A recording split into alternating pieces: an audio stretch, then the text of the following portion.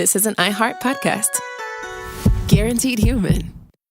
Work can be a little weird. Cringy training seminars, coworkers who won't stop talking about their plant, forgetting the mute button at an inopportune moment. We have to deal with a lot on any given workday. Sometimes it can feel hard to thrive and move forward in your career. Well, that's where LinkedIn comes in. LinkedIn helps you get ideas and insights from experts in your field, connect with people professionally, grow your network, and access tools designed to help you find the right fit for your next role. Whether you're just getting started, figuring out your next move, or looking to accelerate your career, LinkedIn is built to support you at every stage because LinkedIn is the network that works for you. Visit linkedin.com/knowstuff to learn more. If audiobooks are your thing and you've been meaning to listen to more of them, you should check out a podcast called Earsay, the Audible and iHeart Audio Club, hosted by Cal Penn. Each episode spotlights standout audiobooks on Audible across all kinds of genres: sci-fi, comedy, romance, thrillers, and more, with Cal talking to guests who help break down what makes each story worth listening to. It's a fun, easy way to discover your next great audiobook. Check out Earsay on the iHeartRadio app, Apple Podcasts, or wherever you get your podcasts. Welcome to Stuff You Should Know, a production of iHeartRadio.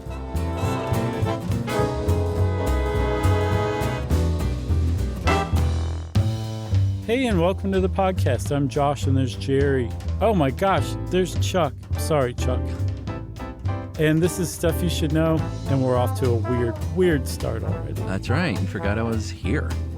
I don't know what happened. My Efference copy's on the fritz. Hey, real quick before we get started, and this just hit me, I went to a work function yesterday wherein we celebrated Jonathan Strickland, still our colleague, but our old buddy from the old How Stuff Works early Stuff podcast days, who was the long time host of Tech Stuff. Yep. And he has hung up his tech boots to as far as hosting that show. He's still around and executive producing a slate of shows, but he decided not to host Tech Stuff any longer, and it was great seeing him. It's been quite a while, and he's doing great, and just hats off to Jonathan, and what a great body of work he's given the world over all those years. Yeah, he has, man. Hats off to you, John. You should be very proud. We're all proud of you for sure. But keep your head on, Strickland, because you got that bald head. We don't want it to get sunburned. Wow, that was really cool of you to bring up. I'm glad you did. Yeah, it was good. I saw some of the old crew, and it's been too long because we don't go to the office much anymore, and nobody does. So it's not like if I went there, I would see all the old gang. But it was good. It was nice to catch up with some people. That's cool, man. Yeah, you sent me and Jerry some good pictures. Yeah, it was fun. Okay, well, on to the murder of a woman. Right. Awful. So this is a pretty famous true crime case, like really, really famous. I'm not sure if you'd heard of it before. Have you? No. I'm not sure why or where it first got me, but I'm pretty sure. So I think Dave helped us with this, and he linked to a pair of pictures of a tree and then a diagram of the woman, the murdered woman in this case, and almost an anatomical diagram of like what was found where and what she was wearing and all that. And it has like a real Ripley's Believe It or Not look to it. The drawing does. And those things are as etched in my brain as pictures from like the Time Life Paranormal series. Oh, wow. From when I was a kid. So at some point I was exposed to this. So it's one of those things that I've always just kind of known about, but I didn't know any of the details really. And it's a truly fascinating case that I think one of the things that makes it appealing too is there's this level of the sense of like witchcraft or some sort of like pagan cults involved or something like that. And it turns out that that's not true. That's not the case.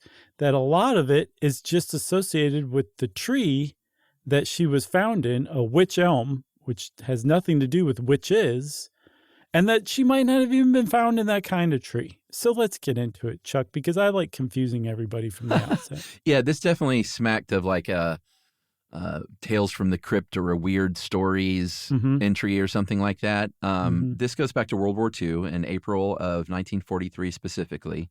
Robert Hart, Bob Farmer, Tommy Willits, and Fred Payne, 4 teenage boys, went to what is called, I guess, Hagley Wood Mm-hmm. This was a time in World War II where they were rationing things like food in Britain. So they were looking for food. They were looking to catch some rabbits or maybe get some eggs from birds' nest. And 15-year-old Bob Farmer saw an opening in a tree, went up to check it out, and it looked like an eggshell. It turned out it was a skull, and so he got a stick, wrapped it with some cloth, and lifted the skull up out of there. And they were like, what kind of animal is this? Turns out it was a human animal. It had a clump of hair, a couple of crooked teeth, had clearly been munched on by some animals. Mm-hmm. And so they were like, we're trespassing and we don't want to get, like most kids would do, like, we don't want to get in trouble, so we're just going to put it back and never talk about it. Yeah, I think their quote was humana, humana, humana. Right, plus tax.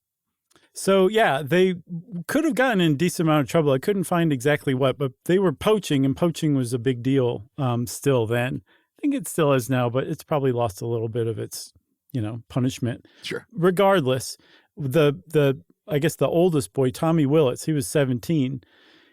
Despite this vow, went right home and told his parents. Yeah, and I say, kid. good boy, Yeah. Tommy Willits, because it was clear to him, like, we just found a human skull in a tree, and that's something that we need to talk about.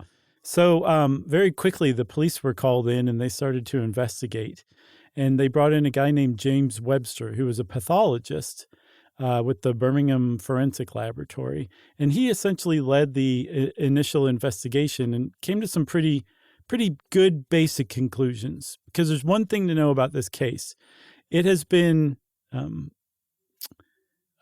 hijacked and molded in all sorts of different ways. And you really have to be careful that you're aware of what source you're getting your information from, because it's just one of those cases that people have loved to talk about and add to and lie about and do all sorts of stuff with. But the stuff that comes from James Webster is definitely legit. He firsthand examined the body. That's right. So he cut this tree open.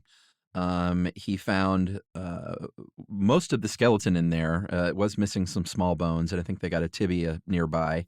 Mm-hmm. There was pieces of clothing. There was a shoe. There was a wedding ring. And they, when you get a skeleton like that, you're going to reconstruct it and try and figure out who this person was or what they may have been, shaped like. Right. And they said, well, this is a woman, probably about 35, 5 feet tall, so, quite short, with brown hair, because I think I mentioned there was a little bit of hair very gruesomely still on the skull. Yeah, did you see the picture of that? I did. Yeah. And she's probably been gone about 18 months, maybe longer. And like I mentioned, animals had gotten into these bones and, munched on them some. Right. So Webster was like, I'm pretty sure this is a murder. There's a few things that stand out to me. One, stuffed into the jaw, pretty deeply into the jaw, was a piece of the taffeta from the woman's dress. Yeah. And enough that it was enough of the piece of the dress that he was like, this could have asphyxiated somebody if it was stuffed into their mouth while they were still alive. Yeah. Probably wasn't a dress eater, so maybe this is murder. He also said that there's no way that this person was placed into this tiny opening. So it was about 12 inches by 24 inches, like say a third of a meter by 2/3 of a meter. Okay. Yeah. Which is a very tiny place, even for a 5-foot woman. Like I get claustrophobic just thinking about that. And that if they were dead already, then like rigor mortis would have prevented them from being pushed into there even. And then also, this is not the kind of place that a person's just going to crawl into on their own accord. Like they were placed in there, possibly while alive still, which is one of the ghastlier aspects of this case. And so Webster said, you put all this together, I'm pretty sure this is a murder that we're looking at. The other thing they had to go on was, as far as clues go, was they had, most of the jaw intact. And so they thought, hey, maybe we can find a dental match. They were not able to. Now that they had this kind of rough physical description, they thought, well, let's come through missing persons reports. Did not find anything matching that. And so the case went cold for a while. They just kind of put it on the shelf. Hagley Wood itself, we should describe it a little bit. It is on a private estate, but it wasn't like gated and walled up such that you couldn't access it because people would use it. People would have picnics there while the Blitz was going on and cities were being bombed. People would leave Birmingham sometimes and even sleep out there around Hagley Wood where it was a little quieter. And then a weird thing happened in March of 1944. So this is about almost a year afterward. There graffiti started popping up around town, around Birmingham, and we'll see elsewhere, with white chalk letters in all caps on these brick walls. Two messages at first. One said, Hagley Wood Bella, and another said, who put Bella down the Wych Elm, WYCH, Hagley Wood. Yeah. So this is where we get the name of the victim that everybody knows and the type of tree that the victim was found in that everybody knows from graffiti, from an anonymous person. Yeah. It was enough that the police were like, okay, this seems a little weird. There were other people who started to kind of copycat the whole thing once the paper started writing about it. But there was at least a third one a couple days later that was clearly written by the first person who wrote the first two. And they were like, maybe this person knows who it was and they want to find justice for the woman. And they reopened the case. And this is, I mean, they'd already really extensively investigated, having like both jaws. They're like, great, we'll do dental records and we'll find who it is. Nothing matched. They tried to comb through all of the missing persons reports. No one matched. They, get this, Chuck, did you see that they investigated the shoe and got really far with it? They traced the shoe that they found with her back to the Waterfoot Company in Lancashire. Okay. And they traced down all but six of the owners of all but six of the pairs. They were sold in a market stall. So this wasn't like looking through the market's credit card receipts. They didn't have credit cards. No, like they really were doing some legwork here. And, you know, hats off to them, because let's not forget, England was getting bombed almost nightly by the Luftwaffe. There was food rationing. There was a war on. Yeah. And they investigated this random, you know, dead person that hard. And then they reopened the case. I'm just saying, I think they did a good job with what they were working with. Totally. And by the way, I don't know when credit cards came about, so maybe that's a good shorty. So if I'm wrong, I imagine they sprung from credit accounts, like with a store or something. Mm-hmm. Yep. But yeah, maybe we should do one on that. I bet it's Diners Club. I think it was Diners Club, in fact, with Telly Savalas. No, that was Players Club. Oh, yeah. Was it? Mm-hmm. Okay, because he was a player. Yeah, he was. Yeah, you noted some other graffitis. One of the ones that seemed to be from the same hand. This was in Halesowen in another town nearby. This is different just because it had a different name. And this one said, who put Lubella, Luebella, Lubella, in the Wych Elm? And we mentioned that even though it seems like a copycat had done it because it was in different script, it just gave them another name to look for. And so they looked for Lubella as well and came up cold as well. Yes. Yeah, they looked for everybody. Bella, Lubella, Isabella, Lou Bega, everybody. And nothing came up, you right? You never know when he's going to pop up on this show. No, you don't.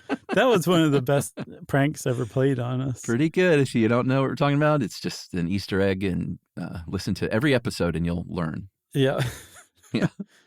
So the Wych Elm thing, for those of us who aren't familiar with British trees. Sure.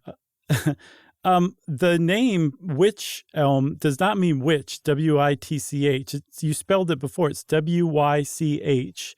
And it comes from an Old English word, maybe vis, W-I-C-E. And that means smooth or supple. And that describes the bark of a wych elm. Has nothing to do with witches. Witches are not associated with the wych elm. It's not even spelled the same. And yet, there's been an association with witchcraft and this case, at least in part because of that, even among Brits. Like, there was a folklorist and archaeologist named Margaret Murray who loved to spin a good yarn, and she was one of the first people to associate this case with witches and basically said witches killed this lady.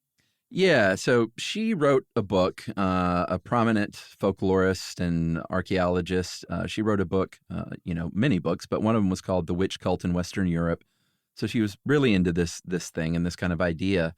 And she had a theory that she had been promoting that European witches were in part of this ancient fertility cult where they had, sacrifices and things like that made. And she was there in Birmingham in 1945 investigating a different occult murder where a farmer had been killed through the chest and pinned down with a pitchfork. While she was there, she hears about Bella in the Witch Elm, and she's like, well, that's right up my alley. Mm-hmm. And very quickly was like, oh, well, this was clearly some kind of witchcraft occult sacrifice that happened because putting corpses in a tree is a form of ancient tree worship. And so that's obviously what happened here. Also, this severed hand that we found near the tree with the bones, I guess the hand bones, that's part of an ancient thing called a hand of glory, which you dug up some stuff on, which I thought was super interesting. Yeah, it's nothing like what it sounds like with Hand of Glory. Instead, it's an old burglar's superstition that you would take a severed hand and put a candle in it, like make it hold a candle, or you would basically attach candles to all 5 fingers, the tips of them, and then you'd light it. And if it stayed lit, then that meant that everybody in the house you were about to rob was asleep. If any of them went out, that meant that there was somebody still awake and you shouldn't rob that house. It had nothing to do with witchcraft. And then even more so, there was no hand found severed from the body. That doesn't appear in any of the initial police reports. Yeah. It's just it's a great example of the lies that came up. So to legitimize this idea that it was the Hand of Glory, somebody just said along the way, maybe even Margaret Murray, that the hand was severed and found at the trunk of the tree. And you will see that everywhere, even in ones that don't mention witchcraft. It's just, that's how cases like this just get, that's how they become unsolvable over time. But I mean, I guess it doesn't really matter, but for some reason, it's just always ticked me off. No, I get it. I don't know if you have your phone, but I just texted you a picture of, and I just want to shout it out because it looks so darn good on Etsy, a Hand of Glory candle. Oh, yeah. The company is Wailing Dip Candles, and it is a frighteningly realistic old hand with candle wicks coming out of each of the fingers and the thumb. I got to check this out. Let me go grab my phone.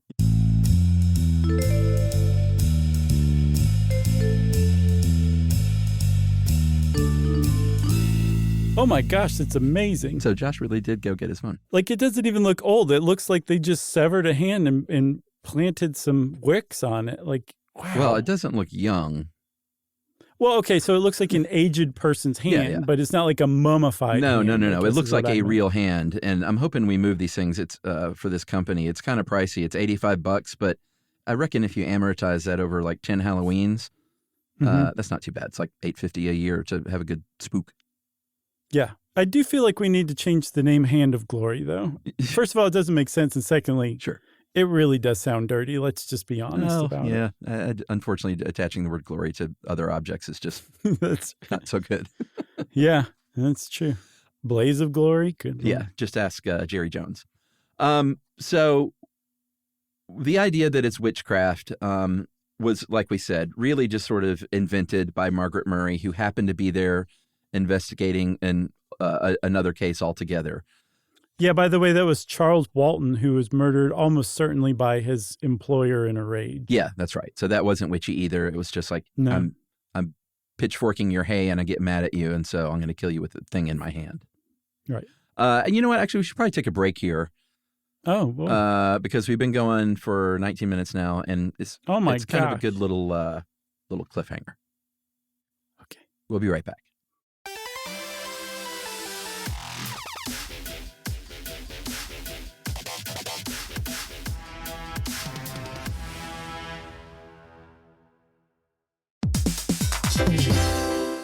Hey, everybody, here's a fact for you. In the United States, there is a break-in every 26 seconds, and that means that somewhere right now, an intruder is getting closer. And the problem with most security systems is that they only alert you after the break-in has started, and that's too late. Well, that's what makes SimpliSafe different. They use alerts. SimpliSafe's US-based live agents, they identify threats on your property and help deter them before they actually break in. So the intruder never gets into your house. The crime is stopped before it even starts. That's right. And another great thing about SimpliSafe is they have no long-term contracts. They give you peace of mind and great value with their monitoring deterrence plans because they just start at about $1 a day. Yeah, SimpliSafe sent us a setup years back, and I still use mine every day. Yeah, and apparently setup, you can do it by yourself in under 30 minutes. So it's a really good value and it doesn't take long. So if you want to experience the SimpliSafe peace of mind, you can take advantage of the SimpliSafe discount offered to Stuff You Should Know listeners. Right now, you can get 50% off your new system by visiting simplisafe.com/stuff. That's half off at simplisafe.com/stuff. There's no safe like SimpliSafe.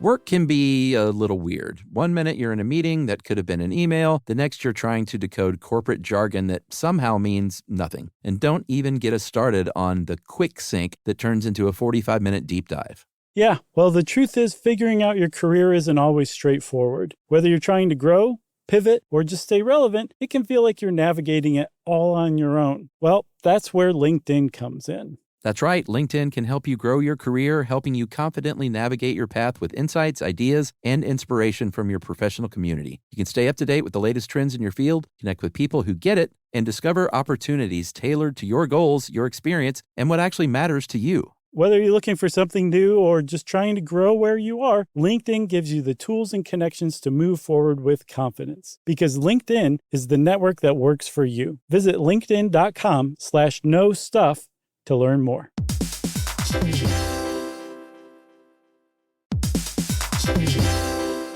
Hey everybody, we're here to talk to you about Wayfair, who believes that spaces should be functional, they should be comfortable, they should be well designed, and they can be well designed by you with their help. Your updated space should feel more comfortable, inviting, and practical for everyday use. And we're talking about outdoor seating. We're talking about grills. We're talking about major appliances. If you need storage solutions, Wayfair can help you out. Patio lighting, rugs, decor. It is your one-stop shop for home. Yeah. I mean, it's getting nice out, so it's time to think about living outdoors for the next few months. And Wayfair knows that outdoor furniture, it's heavy, it's intimidating to assemble. So Wayfair has stepped in and said, we're going to handle the hard part so you don't have to. That's right. You can shop Wayfair Verified, your shortcut to the good stuff. And that means their team of product specialists are going to vet everything by hand using a 10-point inspection, testing things like, quality materials, functionality, and features, and even how long it takes to build that piece of furniture. And the overall experience save time, reduce hassle, and improved convenience. Patio season is here, and these deals won't last. So head to wayfair.com right now to get your outdoor space ready for way less. That's WAYFAIR.com. Wayfair, every style, every home.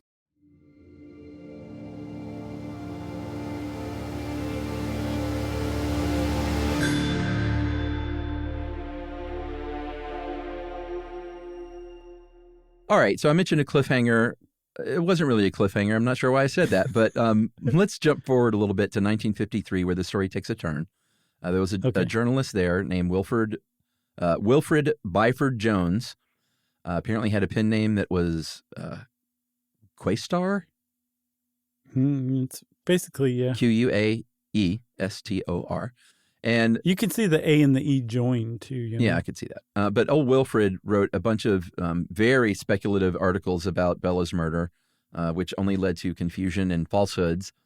A lot of it had to do with witches, of course, and blaming stuff on the Romany people, what they called gypsies at the time, like coming through town, doing something like that. And all this to say, one of these stories was caught by a reader who wrote in to Byford Jones under the name of Anna of Claverley, and basically was like, I know the deal. I'll just read it real quick. Finish your articles, R.E. The Wych Elm Crimes. By all means, they are interesting to your readers, but you will never solve the mystery. The one person who could give you the answer is now beyond the jurisdiction of earthly courts, in other words, dead. The affair is closed and involves no witches, black magic, or moonlight rites. The only clues I can give you are that the person responsible for the crime died insane in 1942, and the victim was Dutch and arrived illegally in England about 1941. I have no wish to recall any more. Right. And the police said, well, TS, because you're going to have a secret meeting with us. I guess they found Anna and brought her in for an interview. Yeah, and Anna's name was Una Mossop, and she eventually became Una Hainsworth, but during the time of the murder, she was married to a guy named Jack Mossop. And I saw alternatively that he worked in a local munitions factory, or that he was a RAF instructor, or that he worked in a factory building plane engines. Regardless, he existed. He was married to Una, and Una told the story to the cops that one night Jack brought home a friend named Van Ralt, a Dutchman, and that apparently at some point Jack admitted to Una that he was on Van Ralt's payroll, and Van Ralt was a spy for the Nazis.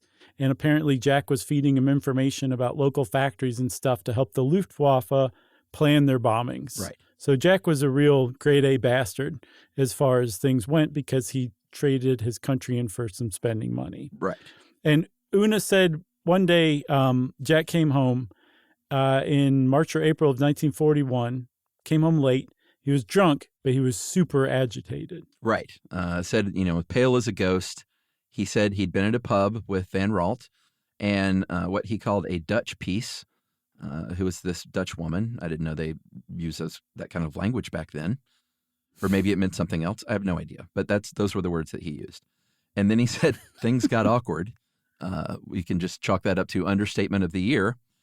Yeah. She, I guess, was also drunk, passed out in Van Ralt's car. And Van Ralt, supposedly, as this story goes, had a very strange idea. Was, hey, let's go stick this woman in that tree, and she'll sober up in the morning and come to her senses. And Jack, apparently, Una said, was never the same. He started drinking more and more, quit working, still had this money, but eventually Una said, I'm out of here, and I'm leaving you. I'm taking our kid. She saw him again about a year later in 1942, when he was really coming apart at the seams, saying that he keeps seeing this woman in his mind in the tree. She was leering at him, and he was eventually committed to a mental hospital where he died about 8 months before Bella's body was discovered. Yeah, he died of, as far as his death certificate is concerned, a combination of cerebral softening, myocardial degeneration, chronic nephritis, and acute something insanity. I can't even remember my own abbreviation. Oh, okay. But you put those together, and that guy is like dead. So Una's story sounded like this actually all makes sense. From what I can tell, she provided information that you wouldn't have just been able to glean from the papers. And what's more, she didn't really have much to gain. No. She wrote in anonymously and resisted coming forward. So it wasn't like she was a publicity hound. It'd be a weird thing to make up. She would be like a mastermind attention getter to really like, yes, it would be a weird thing to say, to make up, right? Yeah, I mean, it's a weird thing to do, to have that idea, like, hey, let's go stuff that woman in a tree. I mean, it's gotcha. Beyond no, that's weird. And then it's a weird thing for that not to have happened and for this woman to sort of invent it. It's all just beyond the pale. Exactly. One of the things is, though, so like if this was a joke, what tree? How did Van Ralt know that tree was there in the first place and that it had this 12 by 24, space in it? The thing is, this is far and away the most legitimate explanation for what happened. This is an unsolved case. It's an unsolved mystery. But for my money, like, this is as close as we're ever going to get. No, I agree. Cops obviously searched for Van Ralt. They searched for, records-wise, a Dutch national who may have fit the description that Una gave. But it went cold yet again. And then we flash forward to 1968.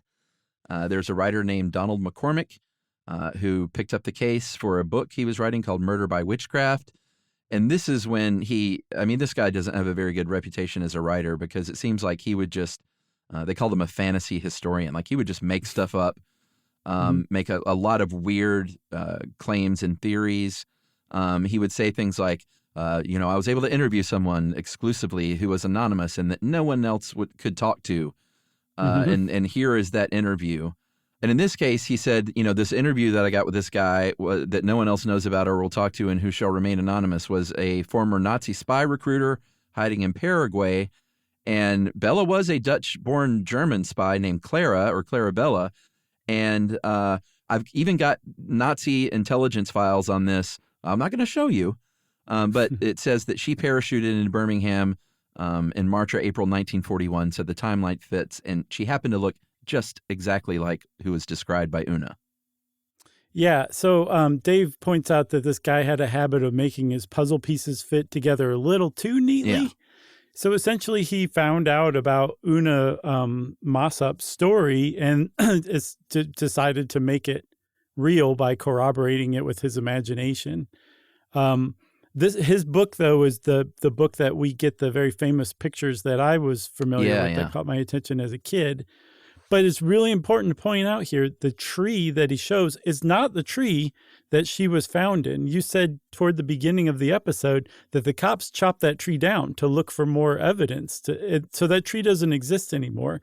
And yet that picture that Donald McCormick put forth as the tree is what you see on the internet still today is the tree she was found in. And that's possibly not even the kind of tree, that she might not have been found in a wych elm. The cops mentioned that she was found in an elm, but that's it. And then apparently some people have been able to examine the photos of the original tree and said it's not a wych elm because you don't cut wych elms down that way. That story about you seeing that picture, when did that happen? I was probably like 10, 11. I think probably in like a school library book or something like that about mysteries. Recently. Okay. No. That's how I was walking around with this case for that many years. Okay. Like I saw it in some book when I was a kid. I gotcha. That makes it so much better. I can even remember like the cellophane covering of the book cover even. That's the I can best. feel it in my fingers right now. I can smell it. It smells awful. That makes much more sense because you were talking in those sort of ways about it, and I thought it was recent, and I was like, that's a weird nostalgia for something that happened a few weeks ago. Right. It makes me nostalgic for yesterday. I can still remember that moment in December. Right. No, not like that. I gotcha. Little kid stuff. All right. So that's that book aside. Another twist came in 2013.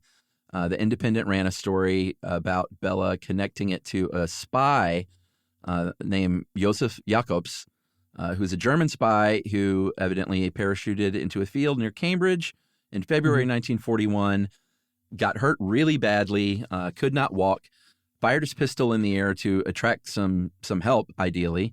And he then said, "Hey, fuzz." Yeah, so the cops come, and he's in police custody. He has a wireless transmitter, a fake ID, almost 500 pounds in cash, but also a headshot, a photograph of a woman, but like a professional headshot of this, attractive, smiling woman.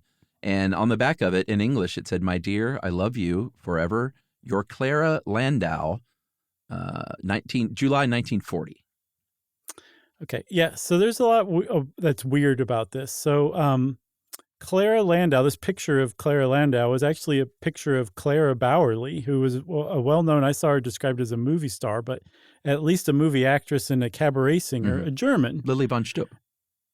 And so, yeah, exactly. I think that's almost exactly who this could have been based on.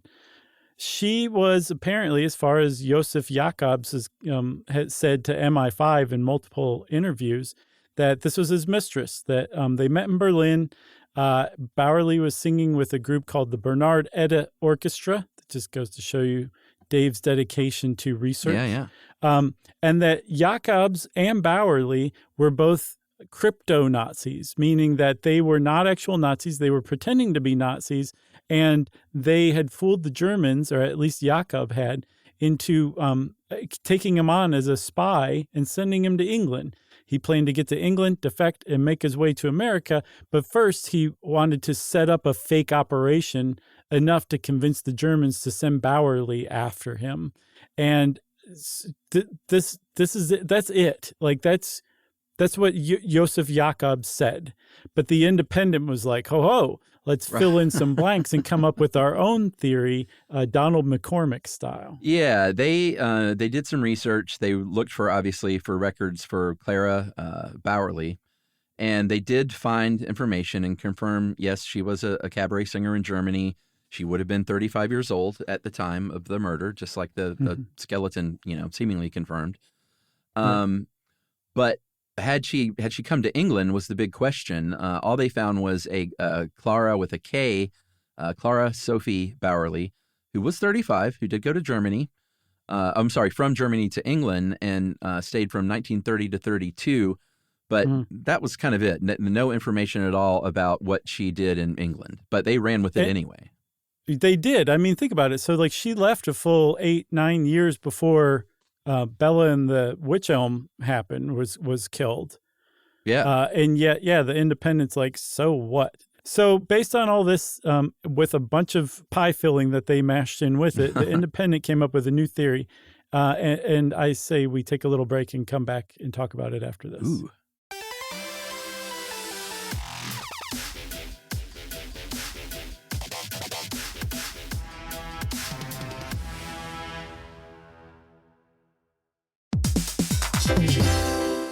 Hey, everybody, here's a fact for you. In the United States, there is a break-in every 26 seconds, and that means that somewhere right now, an intruder is getting closer. And the problem with most security systems is that they only alert you after the break-in has started, and that's too late. Well, that's what makes SimpliSafe different. They use alerts. SimpliSafe's U.S.-based live agents, they identify threats on your property and help deter them before they actually break in. So the intruder never gets into your house. The crime is stopped before it even starts. That's right. And another great thing about SimpliSafe is they have no long-term contracts. They give you peace of mind and great value with their monitoring deterrence plans because they just start at about $1 a day. Yeah, SimpliSafe sent us a setup years back, and I still use mine every day. Yeah, and apparently setup, you can do it by yourself in under 30 minutes, so it's a really good value and it doesn't take long. So if you want to experience the SimpliSafe peace of mind, you can take advantage of the SimpliSafe discount offered to Stuff You Should Know listeners. Right now, you can get 50% off your new system by visiting simplisafe.com/stuff. That's half off at simplisafe.com/stuff. There's no safe like SimpliSafe.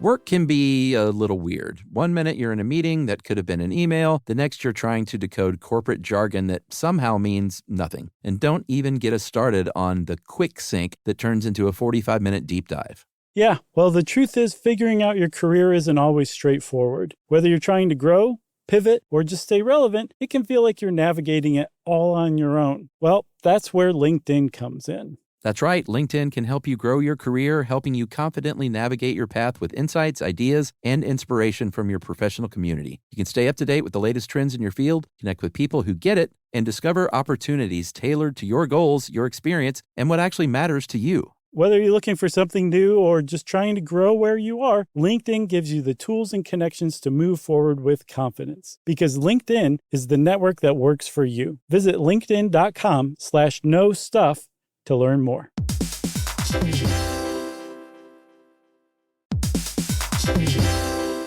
Hey everyone, if you've ever wanted to feel what it's like inside an episode of a show you love, hang with podcast hosts beyond the mic, or swap screens for sunsets with curious, like-minded people, then Stuff at Sea is your kind of voyage. That's right. Stuff at Sea is a 5-night, culture-soaked escape where pink sand paradise meets curious minds. Sailing round trip on October 2nd to 7th, 2026 from New York City to Bermuda, this voyage drops you straight into the iHeart Podcast Stuff universe. On top of the adults-only experience you already love, you'll get live podcast episode recordings, behind-the-scenes sessions, themed activations, and more unmissable on-board moments. Yeah, and there's overnight stays in Bermuda, so there's no rush. Just long, sun-drenched days to explore or do absolutely nothing at all. And back on board, curiosity sparks connection through conversations, experiences, and a lineup designed to keep things as thought-provoking as they are unforgettable. Stuff at Sea is part of the new specialty sailing collection that transforms beloved podcasts into immersive at-sea experiences exclusively with Virgin Voyages. Expect more stories, more hosts, and more ways to experience the voices that you love. Book now at virginvoyages.com/stuff.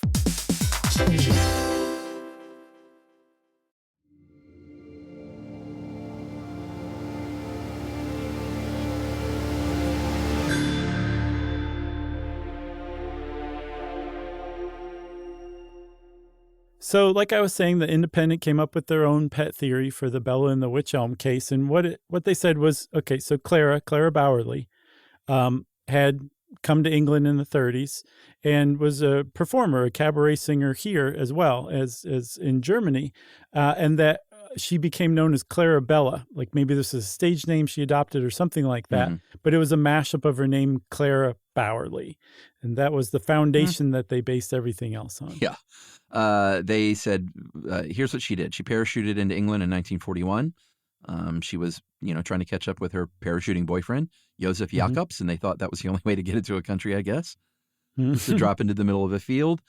And they said, hey, what if this Clara who was in that tree, who was killed by Van Ralt? We think that's who was in the Wych Elm, and that graffiti artist had to have known that Clarabella or Bella was her name and tried to get justice for this murder. Right. And they walked away like this. Yeah. Could you hear that? Did that come through? Yeah, I think so. So, so there's some problems with this theory. Number one, Clara Bowerly was not 5 feet tall. She was approaching 6 feet tall. That's the biggest problem with this, right? That's a pretty big problem. I would say that there's an even bigger problem than this, and that is that she died a full year after Bella did in a German hospital of a barbiturate overdose. Yeah, those two very large problems with this story that did not keep them from running the story. No, and this is 2013. This isn't the Independent, decades ago. This was, well, I guess a decade ago, but still, it was recent enough that they should know better than making up basically new theories and printing them as if they're basically fact. So one of the good things that came out of this was of Josef Jacobs being brought into this case, although just totally that was the Independent that did that. That was he was not mentioned, he was not tangential to the case. He had nothing to do with it, basically. But his granddaughter, Giselle K. Jacobs, or Jacobs, I'm not sure which one she goes by, she has a PhD in ancient history, so she knows about being a historian, and she's applied some of that to the Bella and the Wych Elm case on a website called josefjacobs.info, and it is very well researched and well written information about this case. So if you're interested in it at all, go check that out. Yeah, finally, which is great. If you were wondering about DNA, sometimes they can, find DNA on old stuff, but everything has been lost apparently. Everything was being passed around and moved around in different boxes in different labs. And this is in the 1940s and 50s. And no one knows if it even exists at all anymore, or if it's, hidden away besides the Ark of the Covenant in some warehouse or something. It's possible that someone will find it at some point, Yeah, it might still be out there, or it could have been lost, or a building could have burned down. Who knows? Like our lost episode, Jerry has no idea. No idea. Where That's gone for good. Yeah. That's not in any warehouse anywhere. No, which is probably a good thing. And now we'll wrap up this episode with 5 minutes on the ancient woodland management technique of coppicing. Very funny. You got anything else? I have nothing else. Well, go forth if this floated your boat and read more about Bella and the Wych Elm, the case. Just be wary of where your information's from. And there's a lot more to it. There's a lot more out there to read. How about that? And in the meantime, it's time for listener mail.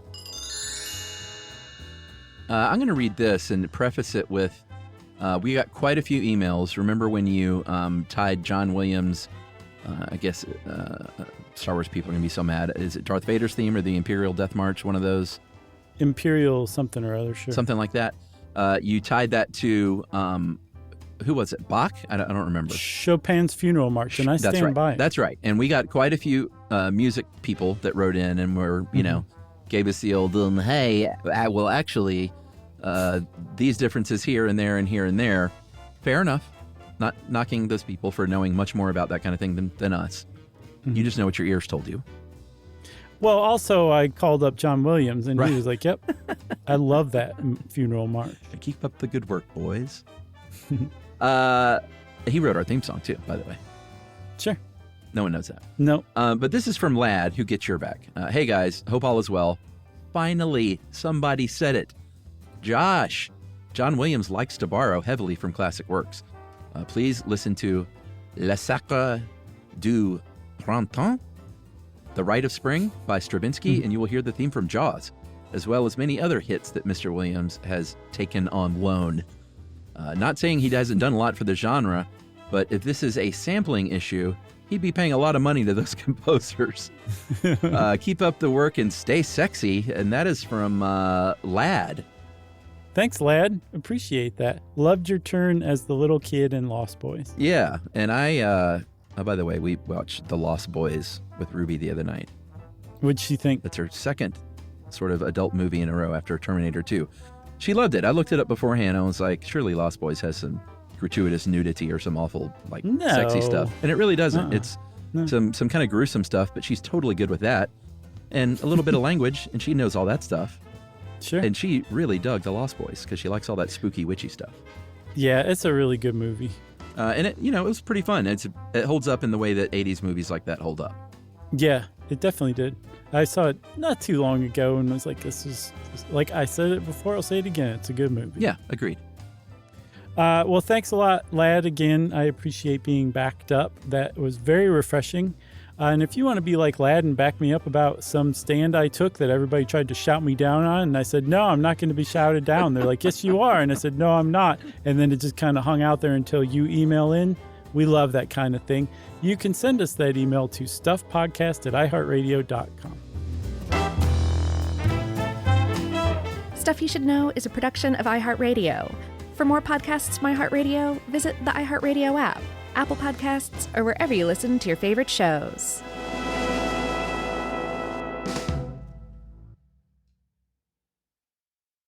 Mom, can I have Lingo Kids? Dad, Lingo Kids, please! When did we become the Lingo Kids house? No idea. Last week it was dinosaurs. This week it's... Lingo Kids! Why Lingo Kids? Because it's the best thing ever. We can play games With astronauts. wild animals, And superheroes. With more than 4,000 interactive games, songs, and shows, Lingo Kids is the #1 entertainment platform for young kids. So, no dinosaurs? And dinosaurs. Lingo Kids! Everything kids love. Download it for free. You know, you could be adored by everyone and still completely ignored by your cat. Trust me, I know. But if you feed your cat Sheba, you can go from being ignored to truly adored in 12 days guaranteed or your money back. Sheba has a full menu of products, appetizers, entrees, treats, even a kitten's menu. It's so cute. So Sheba has a product for even the pickiest eater. Like Sheba Puree, it's made with bone broth. They are chef-inspired flavors. It's got a smooth and creamy texture that cats love and contains no corn, wheat, soy, or artificial flavors. It's food that your cat's gonna love. To learn more, check out Sheba.com. That's SHEBA.com. Stuff at Sea is a 5-night, adults-only sailing trip that brings the Stuff Podcast universe to life on board. This voyage is a culture-soaked escape where pink sand paradise meets curious minds. Sailing round trip from New York City to Bermuda on October 2nd to 7th, 2026, this voyage drops you straight into the iHeart Podcast Stuff universe. On top of the adults-only experience you already love, you'll get live podcast episode recordings, behind-the-scenes sessions, themed activations, and more unmissable onboard moments. Learn more at virginvoyages.com/stuff. This is an iHeart podcast. Guaranteed human.